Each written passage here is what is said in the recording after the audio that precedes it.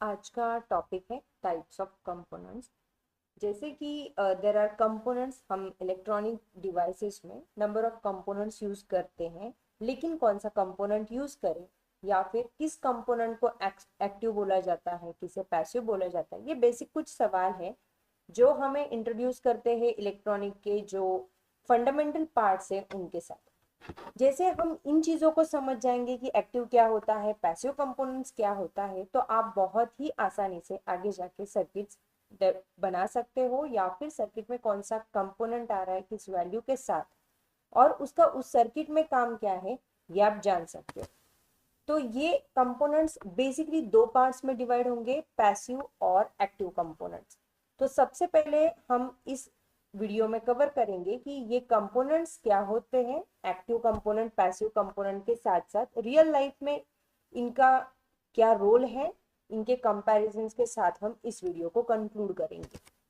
तो शुरू करते हैं एक्टिव कंपोनेंट्स के शुरू करते हैं हमारे टाइप्स ऑफ कंपोनेंट। जैसे कि इलेक्ट्रॉनिक अगर आप कोई सर्किट देखते हो तो उस सर्किट में कुछ कंपोनेंट्स रहते हैं ऑफ कोर्स, और वही होते हैं जो बिल्डिंग ब्लॉक्स, मतलब उन्हीं के साथ एक सर्किट बनता है। आप चाहे एक सिंपल बल्ब ले लो जिसको आप वायर से कनेक्ट कर दोगे हमारे मेन एसी सोर्स के साथ, या फिर आप आपके घर में जो टेबल फैन या फिर सीलिंग फैन यूज करते हो उसको ले लो। ये सारा सब कुछ इलेक्ट्रॉनिक्स होता है। कनेक्शंस के थ्रू हम सर्किट में से इलेक्ट्रॉन्स को, इलेक्ट्रिसिटी को हम बस एक पाथ देते हैं, और उस क्लोज लूप से जो भी हमारा लोड है हम उसे एक्टिवेट करते हैं, and that is nothing but हम हमारा एक इलेक्ट्रॉनिक सर्किट होता है।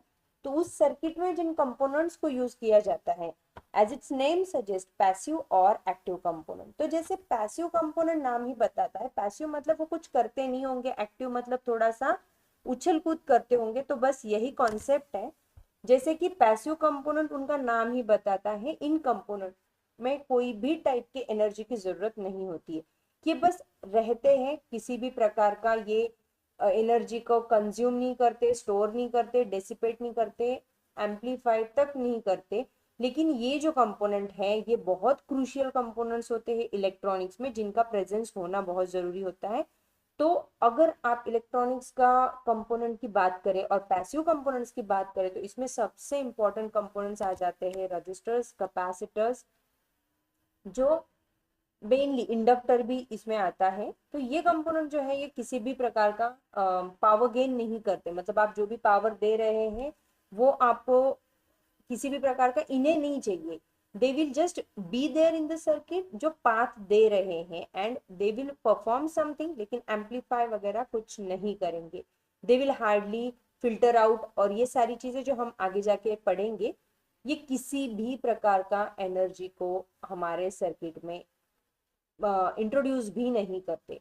ये हमारे किसी भी प्रकार का पावर कंजम्पशन नहीं करते हैं, किसी भी प्रकार का पावर को, एनर्जी को हमारे सर्किट में इंट्रोड्यूस नहीं करते, और किसी भी सोर्स के अलावा ये चलते हैं। मतलब अगर एक सर्किट है उसमें आपने रजिस्टर, कैपेसिटर या इंडक्टर डाल दिया तो ये काम कर जाएंगे। इन्हें ड्राइव करना नहीं होता है, इन्हें ड्राइव करने के लिए किसी भी प्रकार के इनपुट की जरूरत नहीं होती है। तो ये इसीलिए होते हैं पैसिव कंपोनेंट, जिनके बेसिक की कैरेक्टरिस्टिक्स है कि ये पैसिव होते हैं, किसी भी प्रकार का इन्हें एक्टिवेट होने के लिए इनपुट नहीं लगता।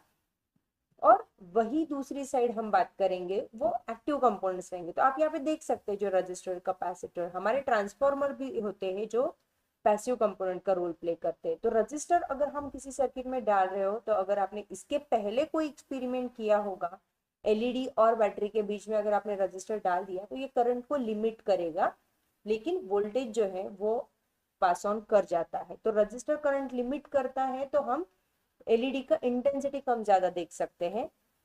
कैपेसिटर जो रहता है वो इलेक्ट्रिक फील्ड को स्टोर करता है।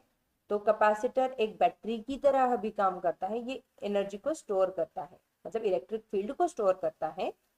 और हमारा इंडक्टर जो होता है वो किसी भी इलेक्ट्रिक नहीं लेकिन मैग्नेटिक फील्ड को स्टोर करता है। और इसी प्रकार जो ट्रांसफॉर्मर रहता है वो मैग्नेटिक फील्ड को, इलेक्ट्रोमैग्नेटिक फील्ड को हम यहाँ पे बोल सकते हैं, एक जगह से दूसरी जगह पे ट्रांसफॉर्म करता है, इसीलिए उसे ट्रांसफॉर्मर कहा जाता है।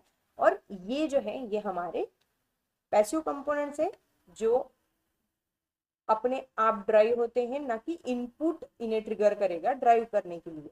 तो आगे हम अभी बात करेंगे कि एक्टिव कंपोनेंट सॉरी तो पैसिव कंपोनेंट की जो हम यूज देखेंगे सर्किट में, जैसे कि वोल्टेज रेगुलेशन हो गया, मतलब आपको वोल्टेज का, जैसे आपने कैपेसिटर यूज कर लिया या फिर आपने रजिस्टर यूज करके करंट लिमिट कर दिया, तो ये हो गए कुछ वोल्टेज रेगुलेशन करंट रेगुलेशन के एग्जांपल्स जहाँ पे हम पैसिव कंपोनेंट्स यूज करेंगे। फिल्टर करने के लिए सिग्नल्स को, जैसे मैंने आपको बताया, अगर एसी सिग्नल है तो हम कैपेसिटर यूज करके उसे फिल्टर आउट कर देंगे, डीसी है तो हम उसे इंडक्टर के साथ फिल्टर आउट कर देंगे, आरसी कॉम्बिनेशन के साथ हम टाइमर सर्किट बना लेंगे, आरसी के साथ हम लोग सी कैपेसिटर इंडक्टर के साथ फिल्टर सर्किट बना लेंगे, एनर्जी स्टोरेज कर लेंगे। तो ये सारा सब कुछ जो हम करते हैं ये पैसिव कंपोनेंट्स के साथ होता है। तो ये हो गया हमारा पैसिव कंपोनेंट्स का यूज। अब बात करते हैं एक्टिव कंपोनेंट्स की। तो ये बेसिकली क्या होते हैं, ये जो भी कंपोनेंट्स हैं ये अपने आप ड्राइव नहीं होते। आप इन्हें भले ही सर्किट में लगा दो, लेकिन इन्हें सर्किट में काम करना शुरू करने के लिए खुद को पावर चाहिए होती है, तो ये अपने आप काम नहीं करेंगे। इसीलिए इनको एक्टिव बोला जाता है कि they will start working by triggering और having some external power to operate. जैसे कि अगर हम ट्रांजिस्टर की बात करें तो ट्रांजिस्टर तभी ट्रिगर ऑन होगा जब इसके गेट को कुछ स्पेसिफिक वोल्टेज दिया जाएगा। डायोड का भी सेम उसी तरह से है, डायोड को फॉरवर्ड बायस में जाने के लिए कुछ वोल्टेज लगता है, रिवर्स बायस में जाने के लिए भी। तो कुछ वोल्टेज ड्रॉप्स होते हैं इनके अगेंस्ट, जो कि हम पैसिव कंपोनेंट्स में नहीं देखते। तो ये हो गए हमारे एक्टिव कंपोनेंट्स। तो एक्टिव कंपोनेंट्स हमारे जो है, इसमें हम की कैरेक्टरिस्टिक्स की अगर बात करेंगे तो यस ऑफ कोर्स ये पावर गेन इनमें पॉसिबल है। जैसे मैंने बताया कि ट्रांजिस्टर डायोड्स, इनको ट्रिगर ऑन होने के लिए कुछ वोल्टेज लगता है तो ये पावर गेन कर लेते हैं। ये जो है इनका वर्किंग ऑपरेशन जो भी है वो एक्सटर्नल पावर सोर्सेस पे डिपेंड करता है, ना कि खुद ही इन्होंने स्टार्ट कर लिया, ऐसा नहीं होता है रजिस्टर कैपेसिटर्स की तरह। और ये ऑफ कोर्स एम्पलीफाई भी करने के लिए यूज किए जाते हैं। जैसे हम transistor as amplifier, transistor as a switch, transistor as a हम लोग, और सॉरी ट्रांजिस्टर नहीं, तो हम लोग ये जो सर्किट्स में है एम्पलीफिकेशन स्विचिंग सर्किट्स के लिए इन्हें यूज करते हैं। तो ये जो हमारे एक्टिव कंपोनेंट्स है इसमें स्पेसिफिकली डायोड्स आते हैं। जैसे मैंने पहले भी बताया कि डायोड को कुछ पावर लगता है खुद को फॉरवर्ड या रिवर्स बायस में जाने के लिए। ये हमारा ट्रांजिस्टर हो गया, जिन्हें गेट पे अगर सिग्नल आ जाए तो ही ये स्विच ऑन या ऑफ हो जाएगा।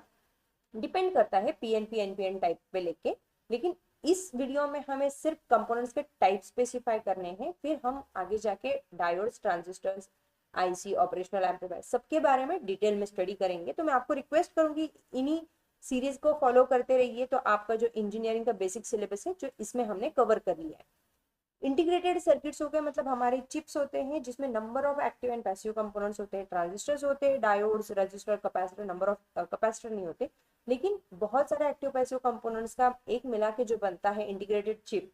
जैसे हमारे माइक्रो कंट्रोलर, माइक्रो प्रोसेसर्स हो गए, तो ये भी एक एक्टिव कंपोनेंट्स है, क्योंकि इन्हें वीसीसी, वीडीडी के साथ साथ हमें इंटरप्ट्स भी प्रोवाइड करने होते हैं इसे ट्रिगर आउट करने के लिए। हमारे ऑपरेशनल एम्पलीफायर हो गए, जो क्या करते हैं, एक रेफरेंस वोल्टेज के साथ दूसरे जो इनपुट का वोल्टेज है उसे कंपेयर करके एम्पलीफाई करके प्रोवाइड कर देते हैं।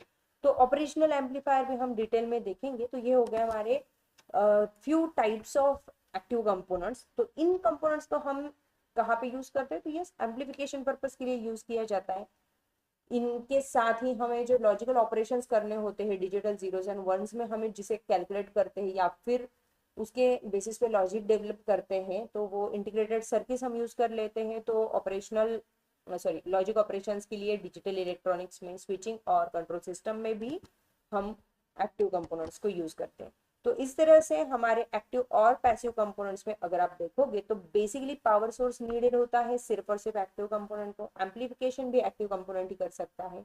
एनर्जी को कंट्रोल करने का काम भी एक्टिव कंपोनेंट करता है। तो पैसिव कंपोनेंट देखा जाए तो बेसिकली एनर्जी कंट्रोल भी नहीं करते, एम्पलीफिकेशन भी नहीं करते, और पावर सोर्स भी इन्हें जरूरी नहीं होता है।